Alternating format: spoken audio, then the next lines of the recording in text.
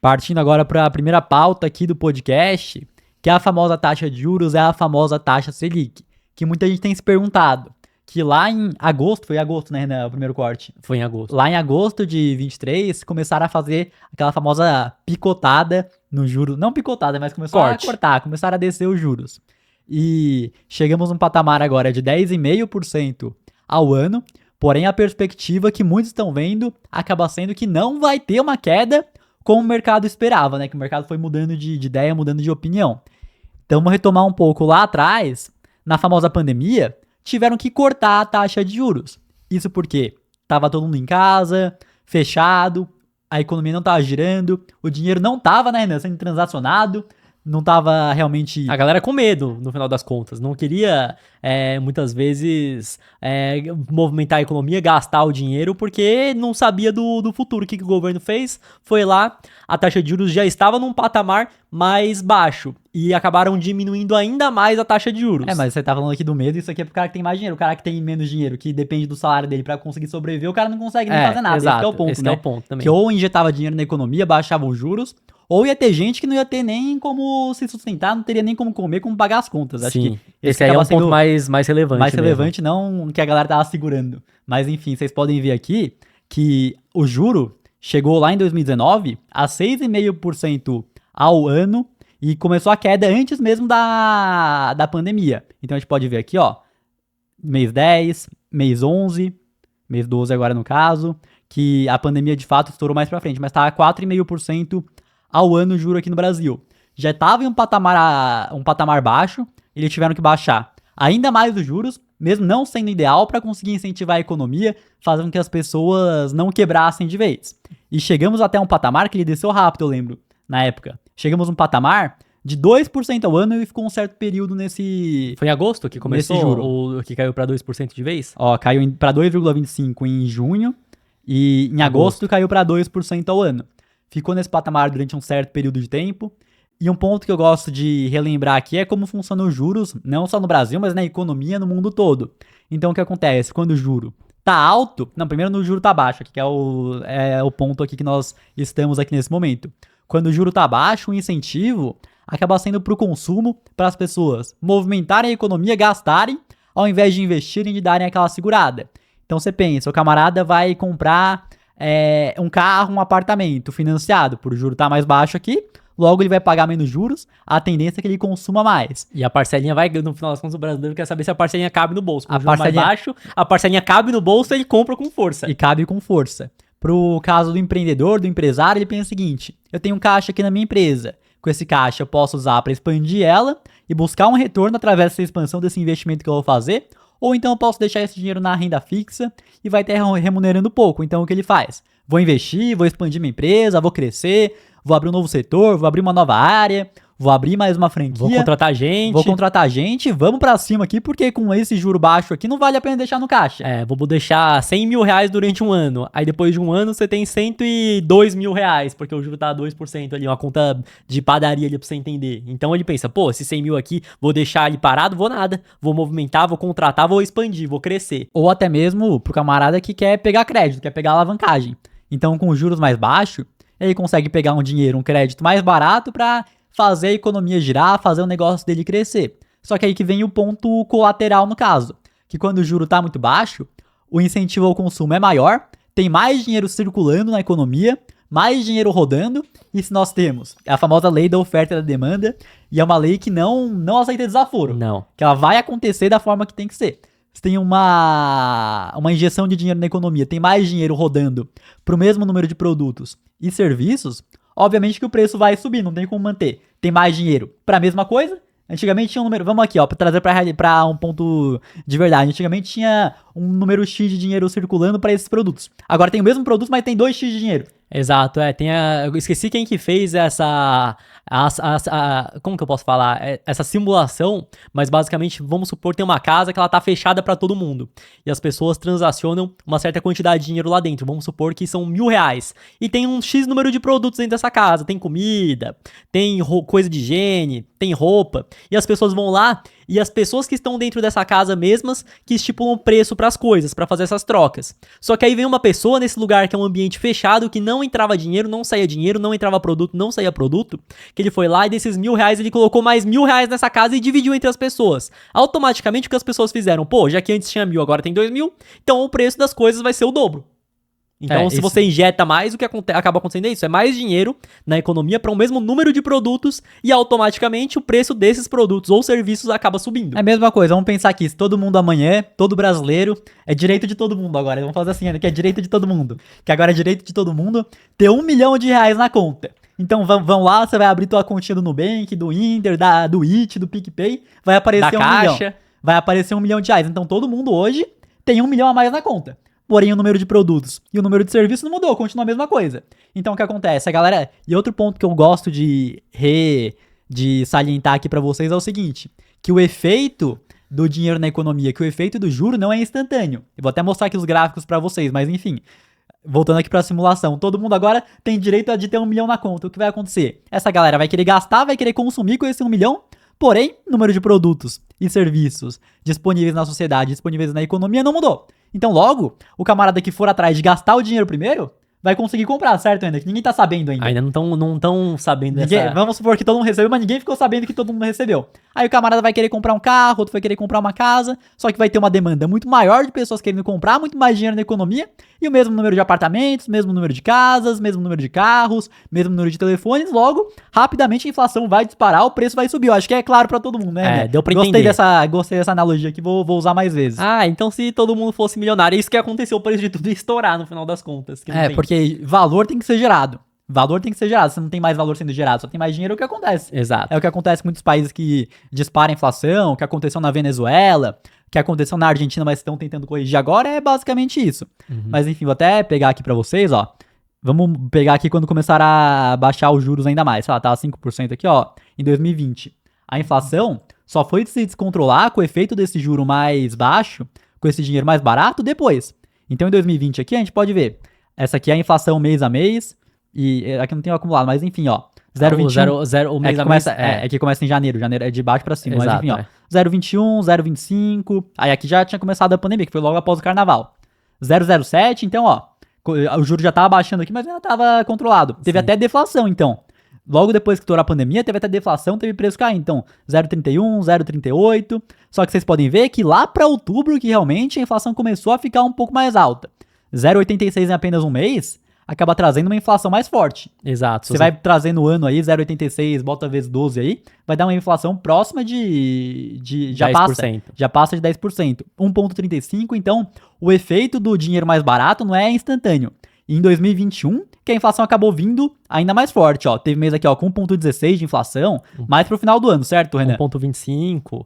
Aí depois já deu uma segurada um pouco maior, mas assim, alto pra caramba, 0,93, 0,73. E um ponto interessante também é que o Banco Central, na hora de subir o juro, não esperou o negócio já tá completamente fora da realidade, ele começou a subir o juro antes. Então vocês podem ver aqui, ó, que chegou a 2%, mas aí quando ele viu, ó, janeiro de 21, ele já subiu pra 2,75, já subiu 0,75 uma tacada só. E aí a subida já começou a vir forte depois, mesmo. Ó, 3,50. Próxima subida, 4,25. Teve vez que ele até apertou mais aqui, ó, de 4,25... foi pra 5,25, subiu um ponto percentual. Uma reunião do Copom já deu aquela tacada de 1 a mais. E rapidamente ele chegou em 13,75% ao ano. E ficou, se eu não me engano, 10 meses em 13,75%. Ficou um tempo considerável.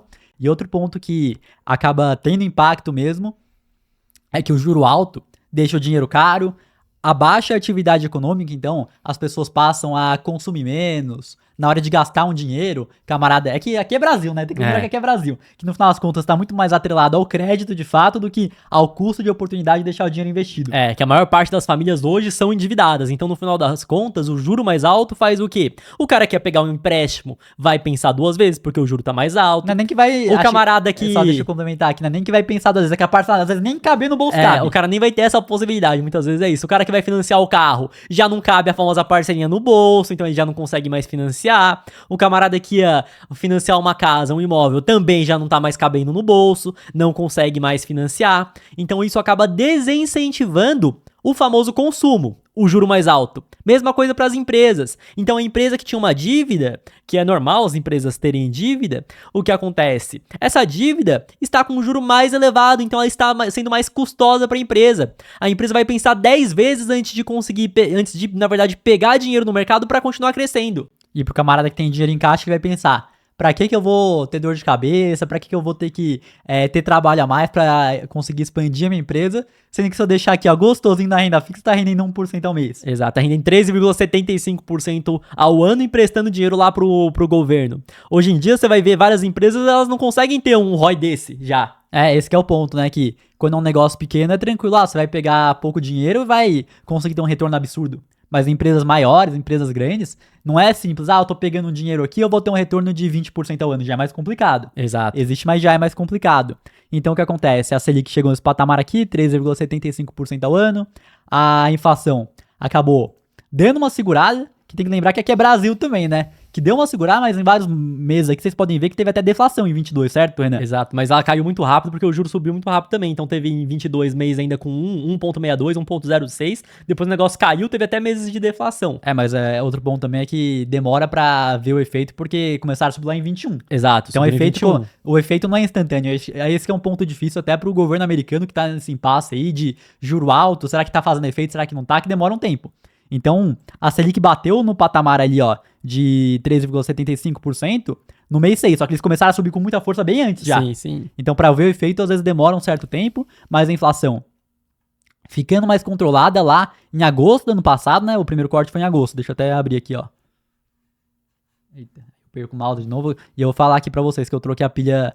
Não troquei a pilha do mouse, mas troquei a posição das pilhas e deu uma melhorada. Enfim, aqui, ó, foi lá pra agosto mesmo, exato. Agosto teve o primeiro corte na taxa de juros, porque pra economia tem que ter essa questão de apertar, o aperto monetário que chamam, de ser duro mesmo pra conseguir manter o juro lá em cima e desaquecer a economia, mas também não pode deixar muito tempo assim, senão as empresas começam a quebrar, o consumo é totalmente desincentivado, você não tem mais uma inflação tão alta, então uma hora tem que começar a cair. Exato, tanto ainda que pode acabar acontecendo uma recessão se deixar muito tempo, né? Então, meio que o Banco Central ele tem que fazer isso na medida ali para conseguir abaixar essa inflação que tá alta e ao mesmo tempo não causar uma recessão. E muitas vezes é difícil ainda. Muitas vezes o negócio dá ruim, né? Que é o meio que o que estão tentando fazer lá nos Estados Unidos. Mas agora, sobre a famosa Selic continuar caindo. Vocês sabem que estava em 13,75, agora está em 10,5.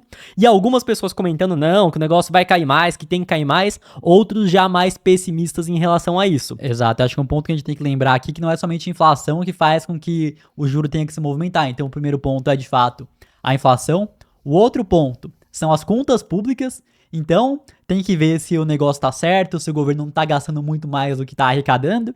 E a gente tem que lembrar que aqui é Brasil, e que o camarada que tá lá em cima é um camarada que gosta de gastar. Exato. É um camarada que gosta de como é que a galera fala que tem benefício, né? Que você vai dar benefício. Uhum. Benefício eu não digo somente, de dar auxílio pra galera, mas de gastar, de encher, de criar o Estado, inflar o Estado, botar mais gente pra trabalhar, aumentar a ineficiência, que é o que acontece. Então, um camarada gosta de gastar. E se a gente tem as contas públicas gastando mais do que arrecadam, isso tem diversas consequências para a economia. É algo que é inflacionário, é algo que, quando eles estão gastando demais e está em déficit, eles precisam de mais dinheiro. Então, o que acontece?